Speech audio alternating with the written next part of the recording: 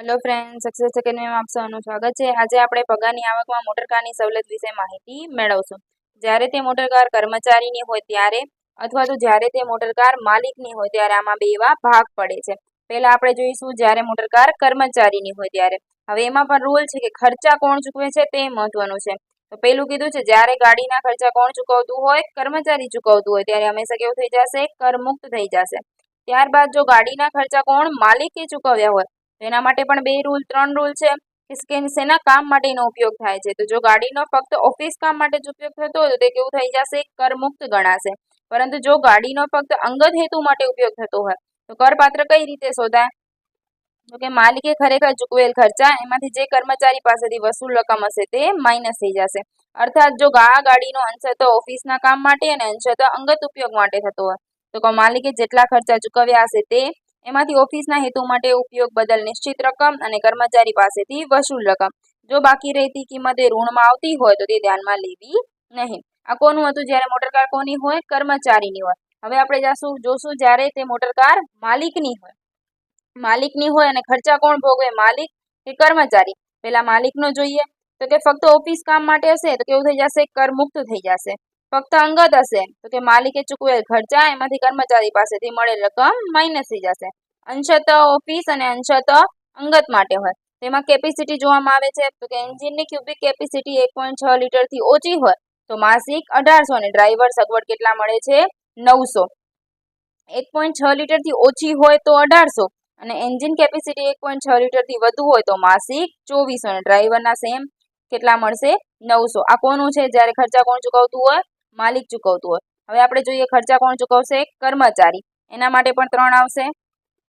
ફક્ત ઓફિસ માટે હશે તો શું થઈ જશે, કરમુક્ત।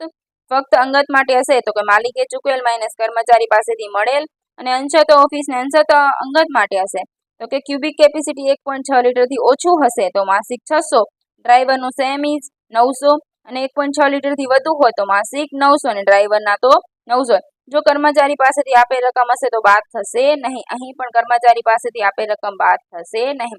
કર્મચારી હશે તેમાં શું જોવામાં આવે છે, ક્યુબિક કેપેસિટી જો 1.6 લીટરથી ઓછું હોય તો 600 અને 1.6 લીટરથી વધુ હોય તો 900 અને જો માલિક હશે અને 1.6 લીટરથી ઓછું હશે તો 1800 અને 1.6 લીટરથી વધુ હશે તો 2400 અને ડ્રાઈવરનું બધામાં કેટલા આવશે, 900।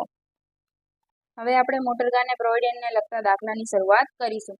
પહેલો દાખલો જોઈએ તો કે જેની ક્યુબિક કેપેસિટી 1.8 લીટરથી વધુ નથી તેવી મોટરગાડી અંગત તેમજ ધંધાના હેતુ માટે આપેલ છે અને જેનો બધો ખર્ચો કોણ ભોગવે છે, માલિક ભોગવે છે। હવે જ્યારે માલિક ભોગવતો હોય તો આપણને ખબર છે ખર્ચો કેટલો આવે છે, એની ક્યુબિક કેપેસિટી પ્રમાણે ચેક કરવામાં આવે છે તો કે કાં 1800 આવશે ને કાં તો 2400 આવશે। હવે જોઈએ તો 1.8 લીટર છે, 1.8 એટલે કયા આવશે, 1.6 થી વધુ છે એટલે કેટલા આવે, 2400। તો પેલું આપણે લખ્યું મોટરકાર કોનું છે, માલિક ખર્ચો ભોગવે છે એટલે 2400 ગુણ્યા 12 એટલે કેટલા આવશે, 28800।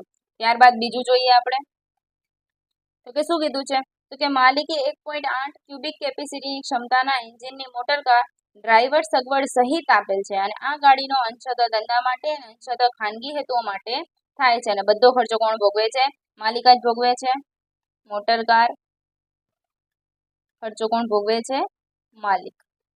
હવે આપણને ડ્રાઈવરનું કીધું છે તો આપણને ડ્રાઈવરનું તો ખબર જ છે કેટલું આવે તો કે ડ્રાઈવરનું આવશે 900 પ્લસ કેટલું આવશે તો કે 1.8 ક્યુબિક કેપેસિટી છે, 1.8 એટલે કેટલા આવશે અને કોણ ખર્ચો કરે છે, માલિક એટલે કેટલા આવે, 2400 પ્લસ કરી નાખીએ 900 પ્લસ 2400 એટલે કેટલા આવશે, 3300 ગુણ્યા 12 માસ માટે ગુણ્યા 12 એટલે કેટલા આવશે, 39600। ક્લિયર। ત્યારબાદ ત્રીજું જોઈએ।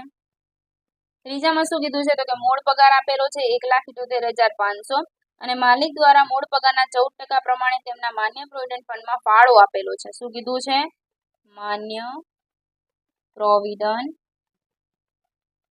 ફંડમાં ફાળો। હવે એક વસ્તુ યાદ રાખવાની કે જ્યારે માન્ય પ્રોવિડન્ટ ફંડમાં ફાળો હશે તો 12% એ કર મુક્ત મળે અને જ્યારે માન્ય પ્રોવિડન્ટ ફંડમાં જમા વ્યાજ હશે ત્યારે 9.5% કર મુક્ત મળે છે। કેટલું મળે છે, 9.5 અને ઓમાં કેટલું મળે છે, 12। હવે આપણે જોઈએ તો આમાં કેટલા કીધું છે, આપણને 14% કીધું છે, 12% આપણને કર મુક્તિ મળે એટલે કેટલા ટકા કર પાત્ર થશે તો કે 2%।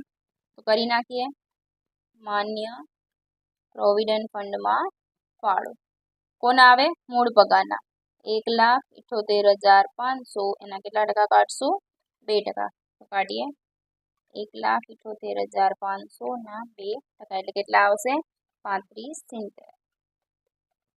ક્લિયર? હવે એના નીચે જોઈએ તો કે તેમના પ્રોવિડન્ટ ફંડ ખાતામાં 9.5% દરે ₹11,200 વ્યાજ જમા થયેલ છે. હવે જમા થયેલ વ્યાજ કેટલા? 9.5%નું માપ છે અને 9.5% જ આપેલું છે તો પૂરેપૂરું કેવું થઈ જશે? કરમુક્ત. તો કે માન્ય પીએફમાં જમા થયેલ વ્યાજ શું થઈ જશે? કરમુક્ત. ક્લિયર? હવે ચોથું જોઈએ. ચોથામાં શું આપેલું છે? મૂળ પગાર આપેલું છે 1,82,250. માન્ય પ્રોવિડન્ટ ફંડમાં કંપની તરફથી મૂળ પગારના 14% લેખે ફાળો ઉમેરાય છે. આપણને કરમુક્તિ કેટલાની મળે છે? 12%ની. એટલે કેટલા ટકા ભરવું પડશે? કરપાત્ર 2%. કરી નાખીએ. માન્ય પ્રોવિડન્ટ ફંડમાં ફાળો મૂળ પગાર કેટલો હતો? 1,82,250. એના કેટલા ટકા આવશે? 2%.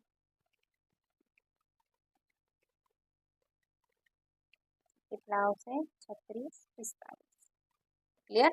ત્યારબાદ કીધું છે આપણને માન્ય પ્રોવિડન્ટ ફંડમાં તારીખ 31/12/2024 રોજ 12.5% લેખે 37,500 વ્યાજના જમા થયેલા છે. કેટલા કીધા છે? 12.5%. લખી નાખીએ આપણે માન્ય પીએફમાં જમા થયેલ વ્યાજ.